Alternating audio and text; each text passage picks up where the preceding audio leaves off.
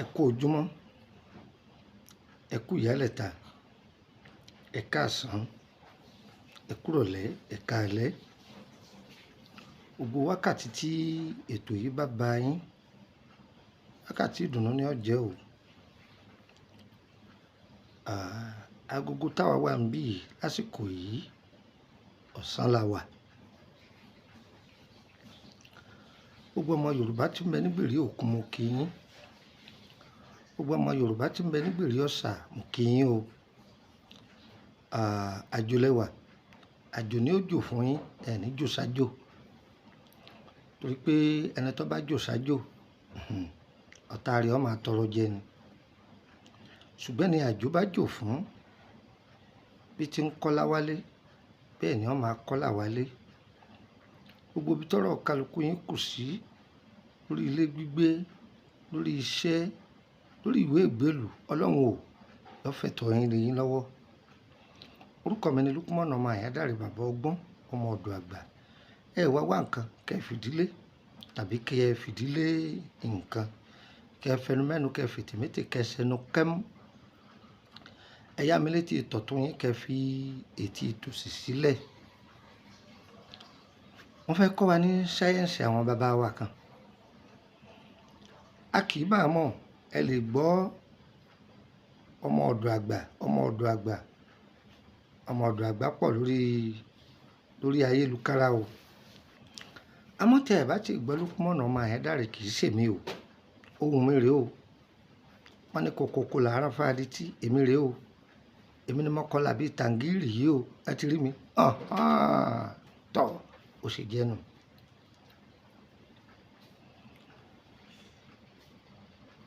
Sáyẹ́ǹsì àwọn bàbá wa, ọ̀pọ̀lọpọ̀ lè ti gbọ́ ọ́díò fídíò mi. Kọ́mọ́ mi ni tí ń sọ̀rọ̀. Èmi ni mo wà nínú ògò tí mo ń jẹ́ jìnnì o. Èmi ni mo sì wà nínú odò tí ń domi rú o. Ẹ rí i pé ohùn mi kò yàtọ̀. Ò sì jẹ́nu. Kọ́rọ̀ wọ́ má pọ̀. Omi ara, òun ni mo fẹ́ sọ̀rọ̀ lé lórí. Omi ara fún ọkùnrin tí àwọn eléèbó ń pè ní sperm. Ká tó sọ̀rọ̀ lébẹ̀, ẹ jẹ́ n kọ́ gbé jù sẹ́gbẹ̀ẹ́ kan. Egbò kan bẹ, egbò yìí, àwọn egbò kan bẹ tó jẹ́ pé àáfàdá wà, àáfọkọ́ wà ká tó kan egbò ni. Ṣùgbọ́n àwọn egbò kan bẹ tó jẹ́ pé ìtàkùn ni. Ẹ gbọ́, àwọn a máa lọ́mọ igi, wọ́n máa lọ́mọgi, wọ́n lọ́mọ igi, ìtàkùn nìyẹn. Bí ká máa sọ pé ìtàkùn mádùnmárò, ìtàkùn àtò, ẹ̀yin tẹ́ ẹjọ́ mọ Yorùbá àṣàlẹ̀, bí mo ṣe ń wí ó ti ń yé yín. Àwọn yìí a máa lọ́mọgi ni. Àwọn ìtàkùn tí máa ń lọ́mọgi bẹ́ẹ̀ ọ̀pọ̀, ó wà nínú ewé, ó wà légbò. Tọ́, ìtàkùn yìí à ń pè ní ọ̀gbọ́lọ́. Ọ̀gbọ́lọ́ ní mọ̀ bẹ́yìn ṣe pé lọ́dọ̀ yín. Ọ̀gbọ́lọ́ yìí tó bá wà lọ́dọ̀ yóò funfun rànràn. Ṣé rí èyí tó wà lọ́dọ̀ yìí, òun ló dáa ju èyí tó ti dàgbà lọ. Èyí tó wà lọ́dọ̀ yìí a máa sáré jẹ́ ju èyí tí... Kí ni ìyàtọ̀ tó wà ńbẹ̀ ni pé, ṣé rí èyí tó wà lọ́dọ̀ yìí, orú ara rẹ̀ ó yọ dáadáa. Ẹ rí èyí tó ti gbó yìí, kò ní í ṣe ohun tá a fẹ́. Kò lè ṣe ohun tá a fẹ́ dáadáa. Orú yìí ò ní yọ bá a ṣe fẹ́. Ẹ wá gbọ́. Tí a bá ní ìpèníjà pé inú obìnrin a máa gbóná, má dára rẹ láàmú. Tí nǹkan mi ò sí ńbẹ̀. Nínú sáyẹ́ǹsì táwọn bàbá wa máa ṣe, egbò yìí lásán tẹ́ bá ti gé kéékèèké, ẹ lè wá ike 5 litre. Àwọn ará Faransé àwọn àpè ní 5 litre. Second, bó wọ́n ṣe pé ó jẹun wo second literary náà ni Faransé tí wọ́n fi pè é nù. Second kọ́ o, second tí mo lọ wí yẹn bẹ́ẹ̀ náà ni torí pé 15 lòun, second òun ni 5 torí pé èdè elédè ó ṣòro sọ di tẹni. Èèyàn á rọ omi sí, èèyàn gbé sínú fridge, àwọn Faransé àwọn máa pè ní frigo, ẹ jẹ́ kó tutù dáadáa. Obìnrin tínú rẹ̀ sábà máa gbóná ọ̀tán kó máa ṣẹ́ ẹ mu lóòrèkóòrè ní agbára Ọlọ́run ó lò ní ìwòsàn fún ẹ sọ pé ó dé ní. Tí obìnrin bá wà nínú oyún, tí obìnrin bá mú dáadáa, ọmọ yóò sì máa yí dáadáa, ọmọ inú rẹ̀ yóò máa yí dáadáa, ìwọ náà máa jèso, máa tẹ̀lé ìlànà táwọn nọ́ọ̀sì dókítà rẹ tí wọ́n sọ fún ọ máa tẹ̀lé.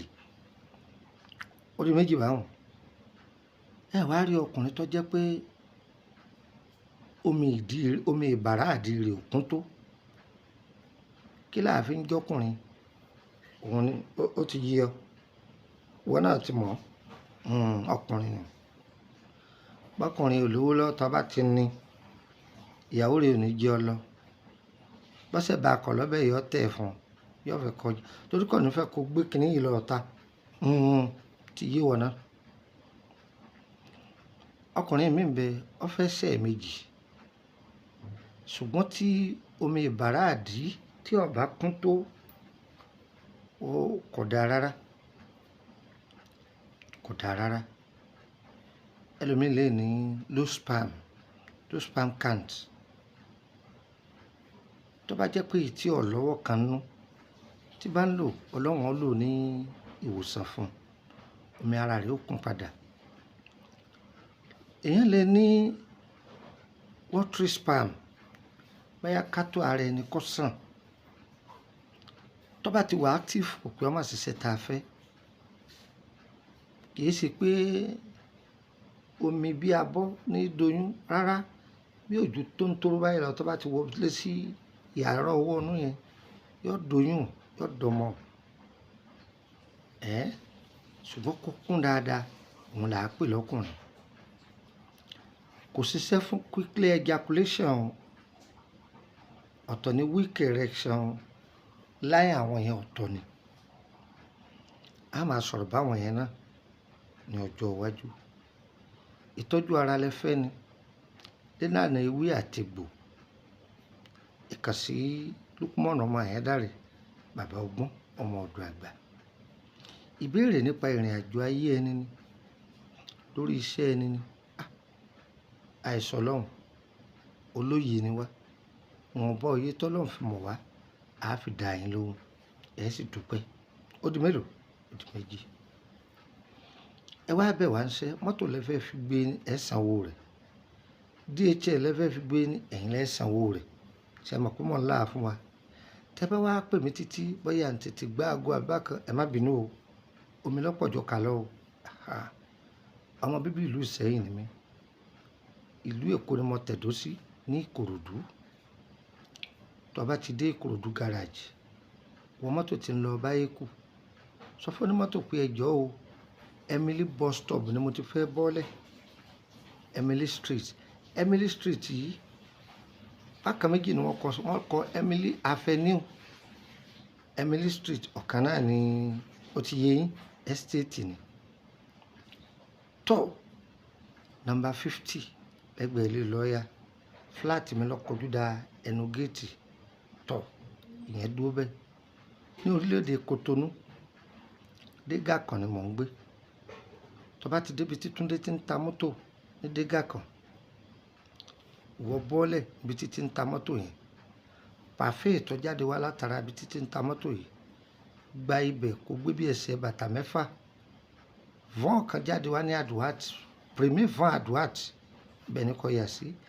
Pẹ́pẹ́ tó yà sí Premier Vọ́n Aduat yẹn, rọra gbẹ́sẹ̀ síwájú díẹ̀, ó rí àwọn tí wọ́n ń ta àǹchẹ̀kẹ́ ìtáàsì tó kọjú mọ́ bó ṣe ń lọ yẹn, ìtáàsì yẹn kó tó dára ìtáàsì náà upstairs ni wọ́n pè ní táàsì o. Ó rí vọ́n kan tó tún yọ ní àgọ́sì, ìyànà kan tún yà lágọ́sì lápá òsì báyìí. Bó ṣe rọra ń tọ ìyànà yẹn bí ẹsẹ̀ bàtà mẹ́rin, ẹ rí kwàṣẹ̀nẹ̀rí kan, ibi wọ́n ti ń ta ẹja tatọ́kí làwọn pè ní kwàṣẹ̀nẹ̀rí. Ilé ibi wọ́n ti ń ta nǹkan yẹn tí wọ́n ń tẹja tatọ́kí yẹn, họ̀ǹtògbó tẹ́ẹ̀rí lára abẹ dúdú báyìí, géètì ni wọ́n pè ní họ̀ǹtògbó. Wọbẹ̀ fúláàtì tó wà nísàlẹ̀ ọ̀dọ̀ mi nìyẹn. Àmọ́ lọ́wọ́lọ́wọ́ bí mo ṣe ń sọ̀rọ̀ yìí, mo wà lórílẹ̀‐èdè Nàìjíríà. Tí àwẹ̀ yìí bá ti kẹnu bọlẹ̀ tán, ẹ pàdé mi ní orílẹ̀‐èdè Abidjan, ní Sódèsè Makassi Abidjan. Ẹ pàdé mi ńbẹ̀, á dára fún wa. Ìtọ́jú ìlànà ewé àti egbò, ìbéèrè nípa ìrìn àjò ayé ẹni, ẹ kàn sí Lukman ọmọ Ayédáre, bàbá ọgbọ́n, ọmọ ọ̀dọ̀ àgbà. Ẹ wá gbọ́. Fún ìbéèrè lórí gbogbo àwọn iṣẹ́ tá a ti fi lẹ̀, èyí tí ò yé wa ni, èyí tá a fẹ́ béèrè lórí ẹ̀ kò yé dáadáa ni, mo ní gúrùpù fún yẹn lọ́tọ̀, à ń pè ní private group. Owó ni wọ́n fi ń wọbẹ̀ o. 5,000 lẹ́ẹ̀ fi wọbẹ̀, ẹ sì máa san 5,000 lóṣù. Owó tó bá ti mọ̀ pọ̀ lágbára láti wọbẹ̀, má sẹ́ndì mẹ́sẹ́jì kankan sí mi. Sì má pè mí pé iṣẹ́ kan ẹ fi lẹ̀, iṣẹ́ yẹn ní ìní dáhùn, màá kọ́ tiẹ̀ ní, ìyẹn dúró bẹ́ẹ̀. Mo wá ní àwọn gúrùpù kan tó jẹ́ public, àwọn yẹn ọ̀fẹ́ lọ́wọ́ wọbẹ̀. O ò lè béèrè ọjọ́ ọmọ ẹgbẹ́ lásán. Àǹfààní wà fún ọ láti jẹ́ pé ọ̀pọ̀lọpọ̀ ètò tá a ti ṣe kó máa gbọ́, kó lè rí ọ̀pọ̀lọpọ̀ fídíò. Àwọn àǹfààní kọ̀ọ̀kan náà wà, èèyàn máa jẹ́. Ọ̀yá mú nọ́mbà yìí, ọmọ ọ̀dọ̀. Tẹ́ bá pe nọ́mbà yìí tí ó bá ti lọ, mi ò sí lórílẹ̀‐èdè Nàìjíríà nìyẹn. WhatsApp rẹ̀ ní kò gbìyànjú kó máa ti bá mi sọ̀rọ̀. Tó bá ti bá mi sọ̀rọ̀ ní WhatsApp ẹ̀, wàá rí mi. Ẹ má lo WhatsApp ti Kútọ́nù o. WhatsApp ti Nàìjíríà tí ń fi ilẹ̀ yìí ni ẹ máa lo. Torí bí WhatsApp bá pọ̀ lápọ̀jù gan-an, yóò mú ní dídàkudà ni. Bàbá dáhùn ilé ìta dáhùn ilé sí òní súyàn. Ọ̀yá mú nọ́mbà yẹn mọ́ ọ̀dọ̀. +234 80 32 98 32 98. Ẹ gbọ́ dáadáa. +234 80 32 98 32 98. Mo rò pé hotline mi gangan nìyẹn. Jẹ́ n fún ọ nìkan sí. +234 81 33 155 111. +234 81 33 155 111. Ń fún ọ ní nọ́mbà orílẹ̀-èdè Benin náà méjì. +229 54 65 19 28. +229 54 65 19 28. Ìkànnì. +229 54 65 19 29. +229 54 65 19 29. Tó orúkọ mi ni Lukman ọmọ Ayédáre, bàbá ọgbọ́n, ọmọ ọ̀dọ̀ àgbà. Òjò kì í rọ̀ kó tà sí ilẹ̀ lórí ẹnì kọ̀ọ̀kan wa, òní tà sí wa. Wọ́n ní bójú bá fara balẹ̀, ilẹ̀ àgbàtura. Gbogbo ojú tí ń wò mí, ilé ayé yín ó gbàtura. Ẹ tó rí nira mọ́, orí tọ́kẹ̀rẹ̀ bá fi gbẹrù, òun lára ayé fi ka. Ọlọ́run o, ìṣòro kéré ni, ó tóbi ni, ọmọ aráyé ò ní dìrò. Ire, ire, ire kàbìtì nílé gbogbo wa o. Àmín.